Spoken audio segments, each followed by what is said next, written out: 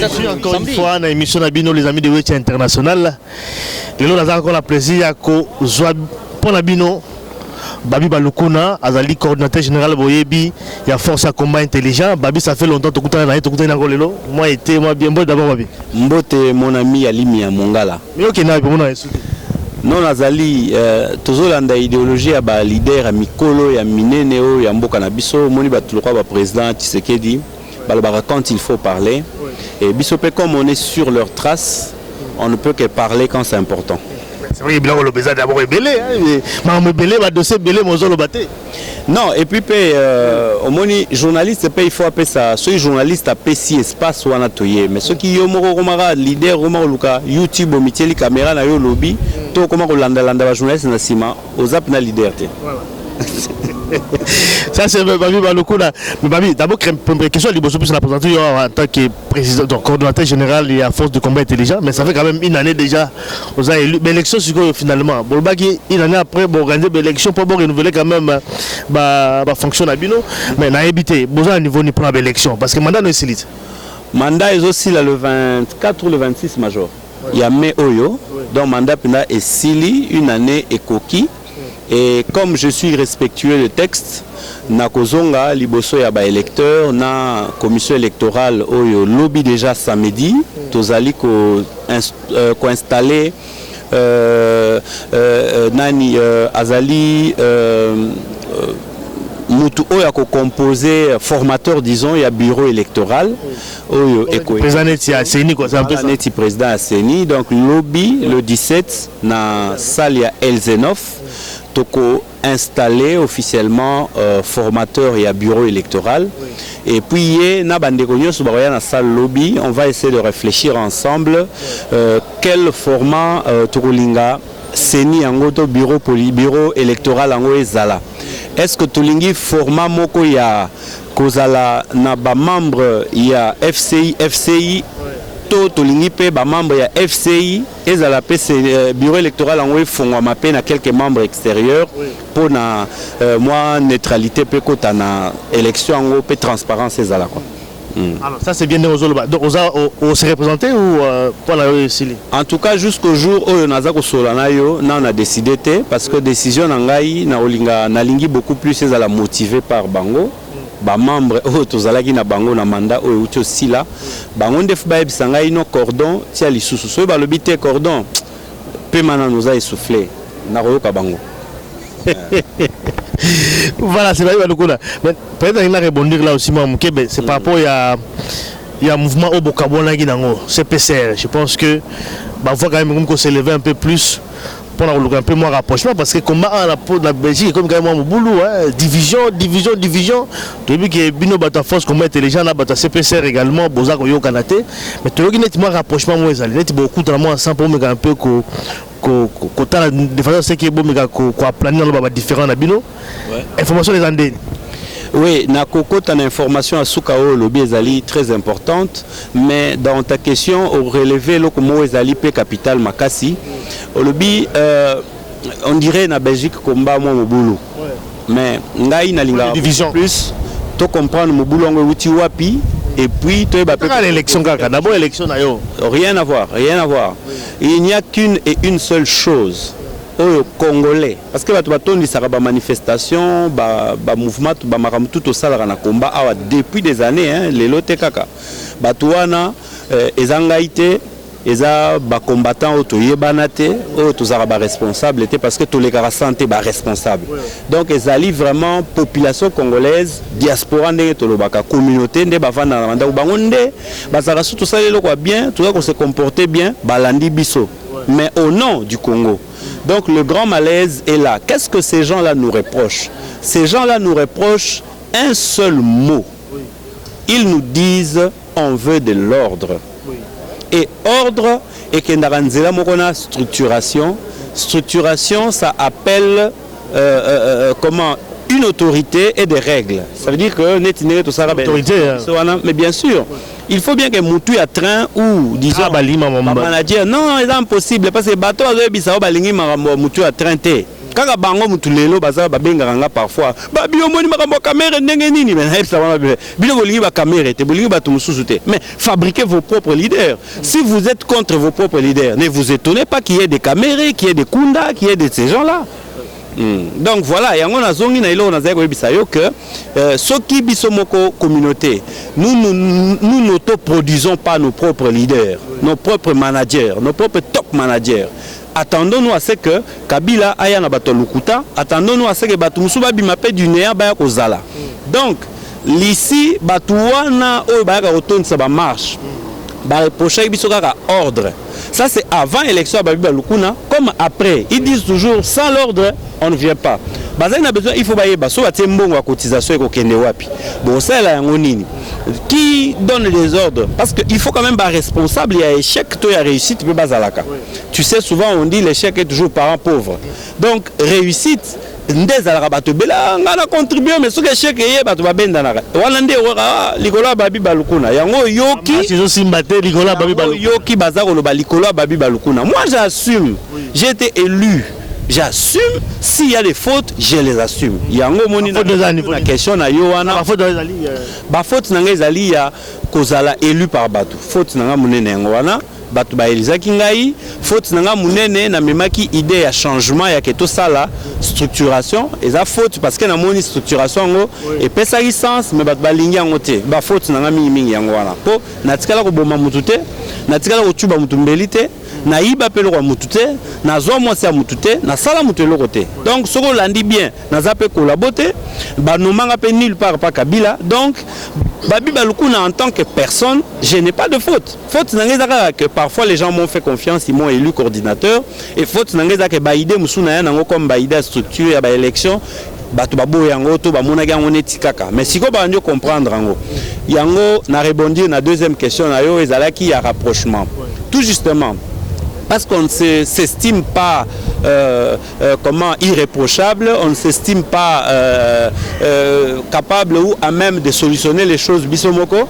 C'est pourquoi au moment où nous parlons avec toi, il est déjà entamé des contacts entre le mouvement phare, si je peux me permettre de le dire, la FCI et d'autres mouvements aussi phares, si tu veux, et des contacts sont déjà établis pour te discuter. Je vais bien préciser. La discussion porte sur quoi? Sur l'harmonisation des rapports. Ce n'est pas question que tout ça soit nini. L'harmonisation des rapports. Kasi il faut ngai alimi anga babina ebake alimi azali alimi pa ebake ngana azali ngana ebake ba droit na ba devoir et alimi to ba obligation na les autres c'est limité place boyenga pe yange bandi. Voilà un peu, c'est ça un peu qu'on appelle l'harmonisation. Net na une émission na bige ba question za yayo ba réponse yanga. C'est une harmonisation des rapports. Donc ndenge pe kuna esengeli to yeba ndenge nini to coordonner, to fonctionner ensemble quoi. L'unité dans la diversité. Chacun peut beau être dans son mouvement, mais que nous soyons unis. Cette unité là nous eza bezité, eza proximité hein, na monoroté, eza unité ya keno, en ezala raté entre muninga. Koinanate motema mabete jalousie pesa la te soki moninga apesi boule ya bien tolandi yango mais que chacun a un mouvement na ye nakobakisa phrase oyo mpona sukisa nasepelaki mingi na intervention ya ndeko na biso Star Leta na réunion suka tosaki le 10 ya mois oyo ya mai kaka awa na Kumba. Star Leta lobby eloko il faut ko combattre makasi pe ko boya ezali ba combattant nani combattant à bango moko combattant électron libre voilà combattant électron libre on devait opposer ce problème là où FCI za ko sala programme moko boye bango ba boycotter na Facebook a fingi bino a fingi na baninga mususu na ba mouvement structuré mais yé azale libre se dit il ne se reproche de rien, il est responsable, il n'est tenu d'aucun engagement. Il s'en fout, il est incontrôlable. Mais Neti Babi Balukuna, il faut apaiser parce que j'ai un groupe. Les membres de mon groupe aussi sont tenus en se disant le groupe va mal me juger. Mais quand tu es seul, vaike, nyati, okutani otuti, taliote. Ndé yango moni bomi komba, électron libre. Voilà un peu, voilà. La relation vraiment est allée entamer pour que toi harmoniser par rapport. Vraiment, la Zali, et l'eau est bien en tout cas pour la quoi apaiser. Nous proposons, sans te couper la parole, nous proposons là-dessus un code de déontologie du combattant ou un code d'éthique du combattant. Nakati wana baninga msu ba préféré peto benga yango les 10 commandements du combattant. Pour nakati wana to lingeza la kaka ba commandement 10. Et belete peut troubler biso. Et 10 kaka, par exemple, mikuse le bin par exemple, un combattant n'attaque pas son collègue combattant en public. Exemple. Quand il y a un souci, on arrange à l'amiable, ndenge le linge sale, il se lave en famille. Donc, badage moura mikuse à genre voilà. Ça c'est bien dit. Mais Babi, je pense que l'interview de Salara au Palara sur retour à Congo. Hein? Bozo Kende, Congo. Je crois que patron de la Bénin peut collaborer. Mais jusqu'à aujourd'hui, aux Olympiques à Congo, aux Anoga Awa. Est-ce qu'on changé dans le Baba idée nayo? Est-ce que position changé? Massolé Andé? Non, position changé. Tenga na zala mutuna kendara liboso na zonga simate. Nenge penza takinga nenge bina to yebisa ki mokili. Que toujours que ne Congo, c'est parce qu'on avait vu juste. Et la qualité pour des leaders politiques et leaders d'opinion, c'est de voir loin et de comprendre les choses, d'avoir le flair de sentir les choses. Mais surtout, Santa qui depuis décembre, que eux, année 2014, les choses se jouent au Congo. Comment ça, au Moni John Kerit? Est-ce que vous avez tu comprends qui? Au Congo, on a sous juin l'Union européenne, les autres sous délégation Morokuna, biso peut-être tindi bango. Donc, aux hommes ndenge bazo reflet batuna Brazzaville. Toujours souhaitant peut-être c'est une façon de montrer encore davantage les faiblesses et à pouvoir à Kinshasa. Ba démonstration mususu pe ko sala manango. Biso problème na psuzani topona na psuka côté moga créneau moga to ya na biso ko éduquer citoyennement population. Et la tournée que nous allons effectuer, nous l'appelons la tournée de citoyenneté. C'est juste un devoir que la Constitution nous reconnaît. Tous les responsables politiques, les mouvements politiques, la Constitution, l'article 10 au 3e paragraphe, je crois. Qu'est-ce qu'elle dit? Elle dit ils ont le devoir, il y a qu'à conscientiser, peut éduquer masse. Mais je trouve qu'il ne peut éduquer masse de façon citoyenne. Mais pourquoi alors? Parce que le pays va changer, mais tout le monde Renaud Kabila s'est représenté, Précieux Ali, Musica, mais bon, après l'élection. Salama, bagage Kabila Salama. Donc ça sera après quoi? Olive Bangoto. Bien bon, alors quand on va bien bosé. Bon, biso plutôt que Congo ils ont dépend na Kabila. Pour na mboka na ye, to mboka ya Congo na ye. Mboka za biso ba Congolais. Donc Congolais mon côté na ba Congolais bazana Kabila zana droit ko benga na Congolais mususu. To yaki kaka système ya to reconsolider force na biso. Et maintenant que ba Congolais to bani ko comprendre ba enjeu, to rozonga na terrain en tout cas anena le silité na été au kaka. So monimo e bimi et kiti na kete tunanga. Voilà, tout n'a rien à voir avec le coup là. Mais c'est la toute un peu moins de dossier à l'élection à la Belgique. Je pense que l'élection est allée le 25 mai.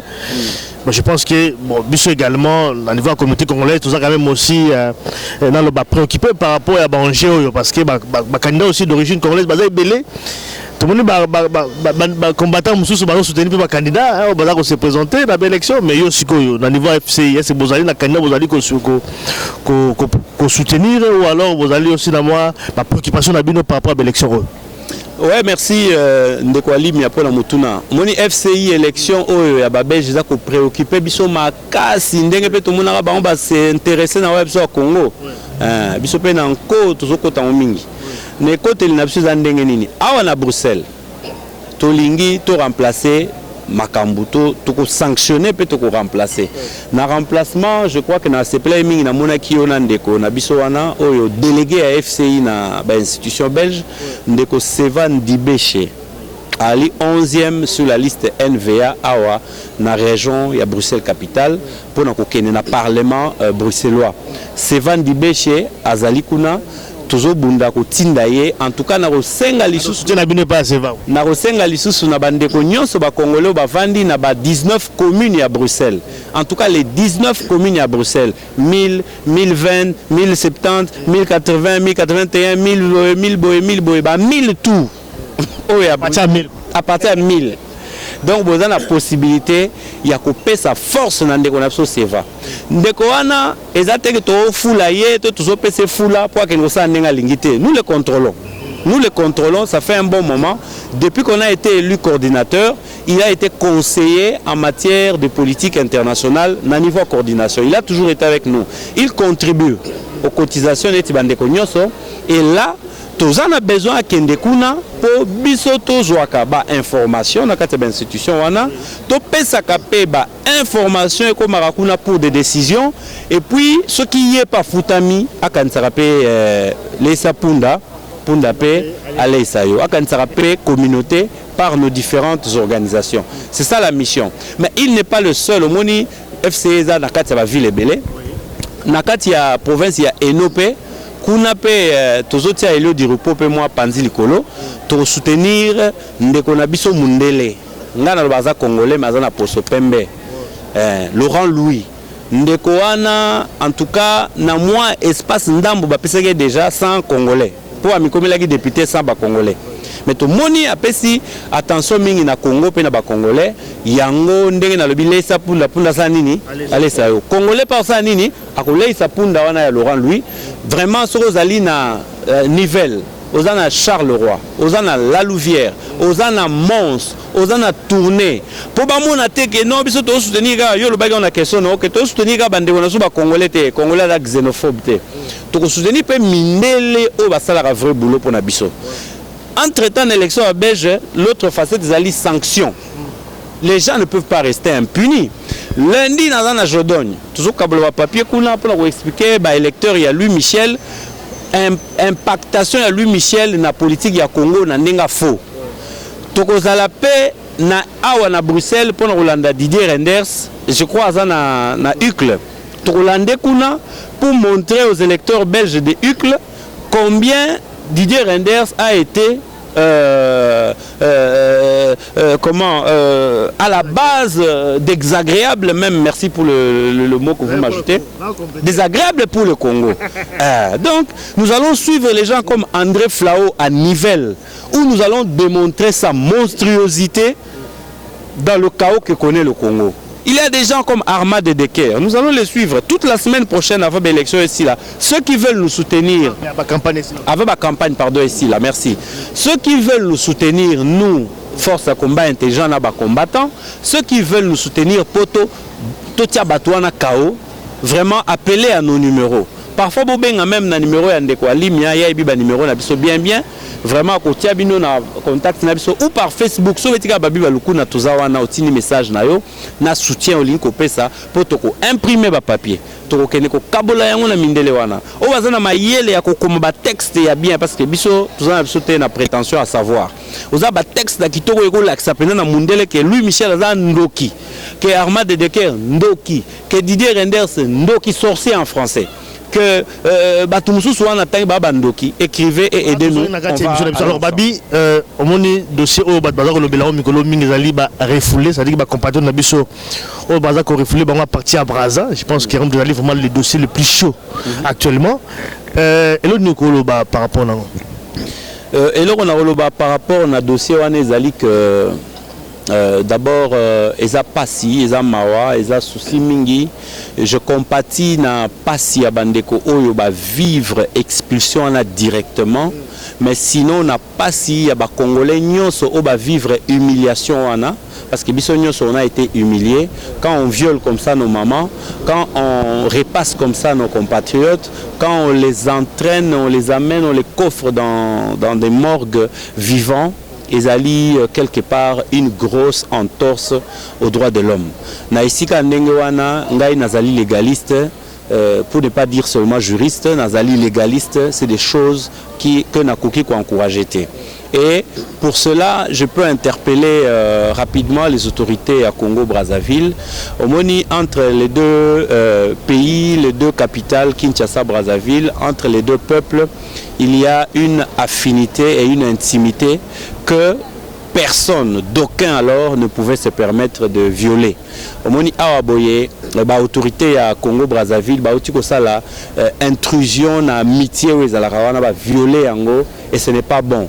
Parce que les loyaux, ce qu'on a dit, moi, conflit comme Kobotama très personnel, au Congolais, Monegi, Congolais, Moussou, Abeti Moulangi, Congolais, privé à Kinshasa, à Brazzaville, et ainsi de suite. Ce n'est pas bon.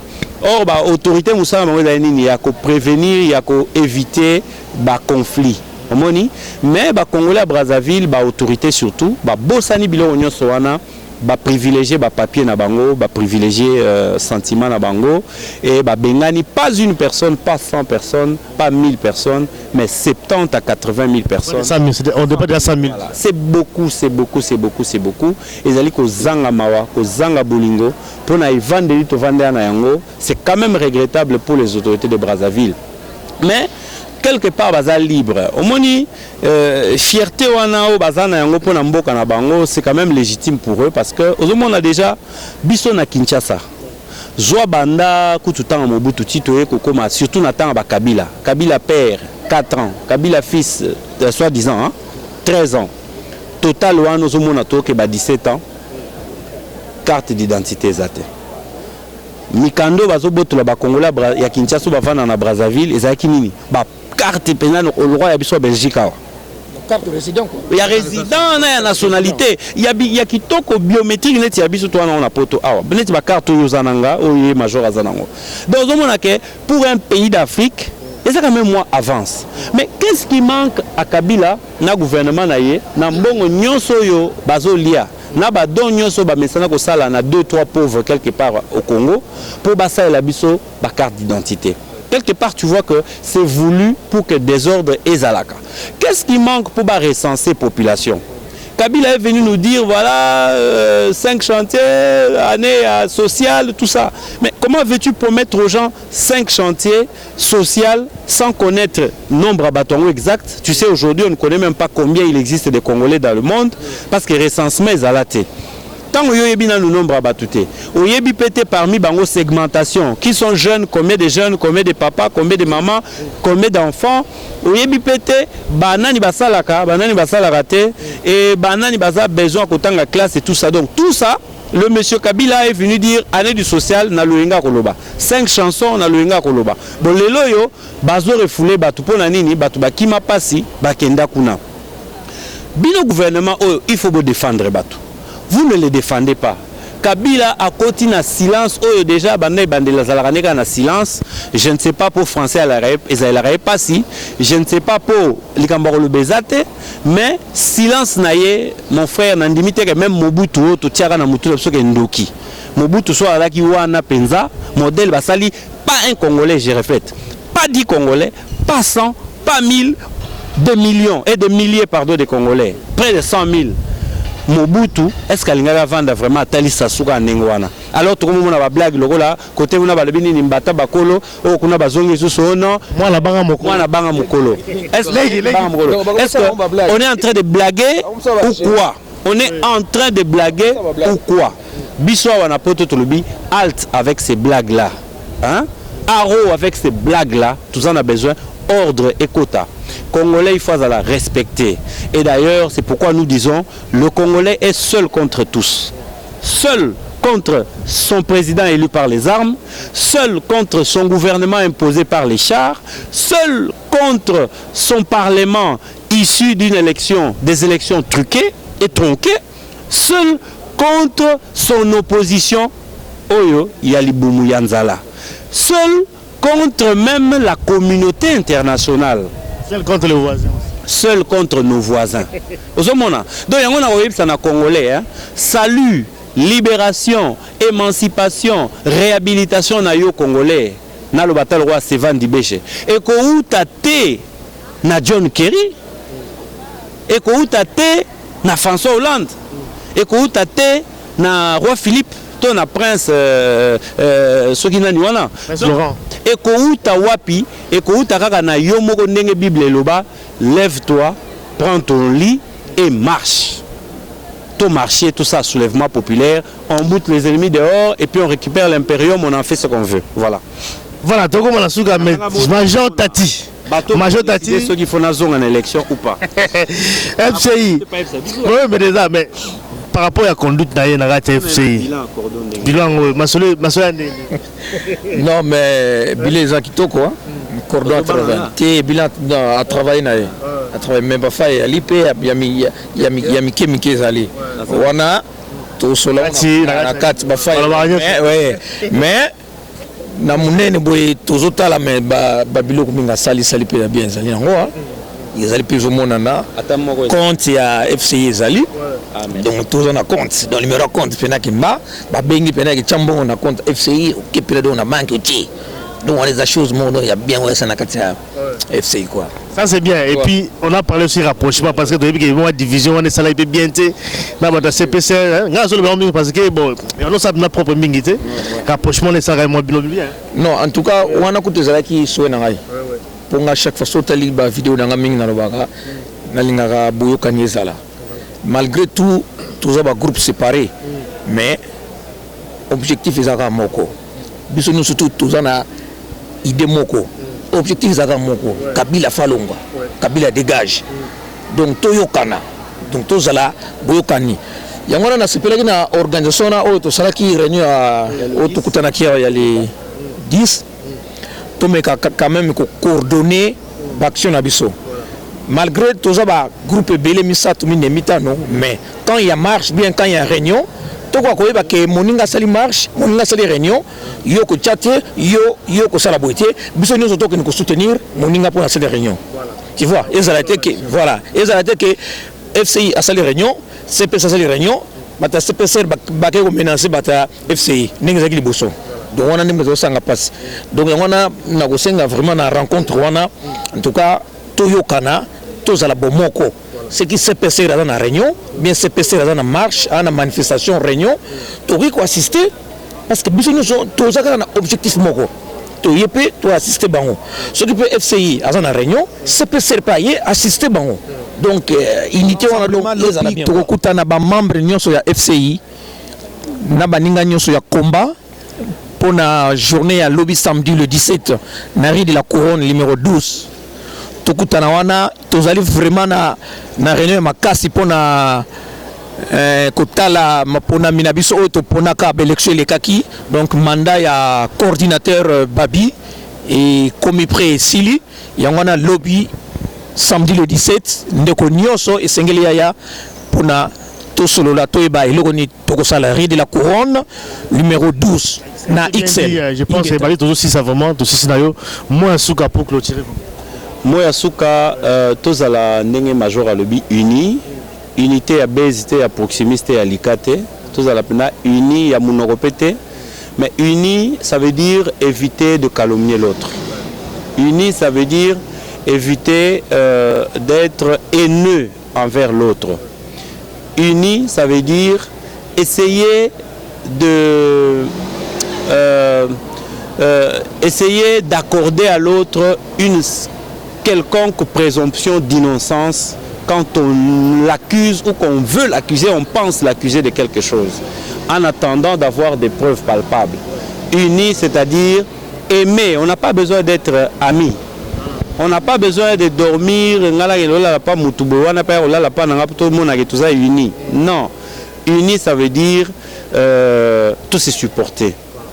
Les gens qui s'aiment, c'est ceux qui se supportent, parce qu'on n'est pas tous parfaits. Moi, Babi, j'ai mes torts, j'ai mon caractère mauvais, j'ai mes bons côtés. Mais uni, ça veut dire construire sur les qualités de l'autre. Et aider l'autre à braver ses faiblesses. Mais construire sur les qualités de l'autre. Mais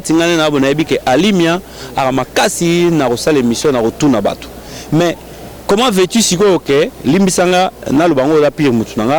veux-tu que au lieu si on construit une force na ya retourna ba question so atunga mambalima alimi ala mukuse non construire na aussi force na ya retourna ba question ya osa be mission kitoko comment yo sikoyo okomika ko kangamake aza mukuse babi ndenge nini amulai construire na aussi force ya babi balukuna ta musu ya mobiliser ta musu pe ya défendre ta musu je ne sais pas ngamoro moyen na miye bezate miroir batunde ba oyeba o nazali voilà ce qui te fonctionner ndengwa ça va aller et j'aime tous les Congolais au ya poto ya Congo banakini bokanga mutema toza ko ya na citoyenneté merci en tout cas ba yalukuna fiti le 21 oui le 21 à Paris oui le 21 to ko bosana te bandeko nyonso monde entier partout tous les combattants tokutana le 21 pona kanambe akoya donc tokutana kuna pona to chaye lumbe moete ba o bana pour ma transport ba benga major Tati babenga Pichen